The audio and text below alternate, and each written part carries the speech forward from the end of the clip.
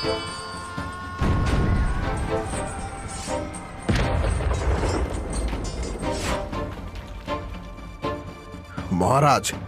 আপনি প্রাসাদের গোপন সুড়ঙ্গ দিয়ে পালিয়ে যান। আর বিলম্ব করবেন না মহারাজ। পালিয়ে যাব? কিন্তু কেন? কেন মন্ত্রী? শত্রুপক্ষের কি কোনো সংবাদ পাওয়া গেছে? সর্বনাশ হয়ে গেছে মহারাজ। শত্রুপক্ষ আমাদের শিয়রে এসে পড়েছে। সেনাপতি, সভাসদ সকলে বিশ্বাসঘাতকতা করেছে মহারাজ। কি?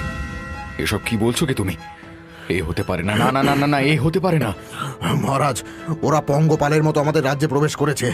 যে কোনো মুহূর্তে ওরা প্রাসাদে প্রবেশ করবে, তখন আর কোনো উপায় থাকবে না। আপনি পালিয়ে যান মহারাজ। কি বলছো কি তুমি মন্ত্রী? এই বিপদের সময় আমি আমার প্রজা, আমার মন্ত্রীকে ফেলে আমি কাপুরুষের মতো পালিয়ে যাব? না না না না না, আমি আমি আমি পারবো না মহারাজ। এই সময় মন নয়, মস্তিষ্ক দিয়ে বিচার করতে হবে। আপনি বেঁচে থাকলে আমরা বাঁচব। আপনি গিয়ে কোনো প্রতিবেশী রাজ্যের কাছে সাহায্য প্রার্থনা করুন। ততক্ষণ আমি এদের সকলকে সামলে নিচ্ছি। কিন্তু মন্ত্রী। আর কোনো কিন্তু নয় মহারাজ। শিগগির পালান, নইলে অনেক দেরি হয়ে যাবে। তখন আর চাইলেও কিছু করা যাবে না। ঈশানপুরের রাজা পরীক্ষিত আর কোনো উপায় না দেখে রাজপ্রাসাদের গোপন সুড়ঙ্গ পথে প্রাসাদ দিয়ে বেরিয়ে দূরে এক স্থানে গিয়ে পৌঁছলেন। তখন রাত পেরিয়ে ভোর হয়ে এসেছে। দীর্ঘ পথ সুড়ঙ্গের মধ্যে দিয়ে এসে রাজা যেন অত্যন্ত ক্লান্ত হয়ে গেছিলেন।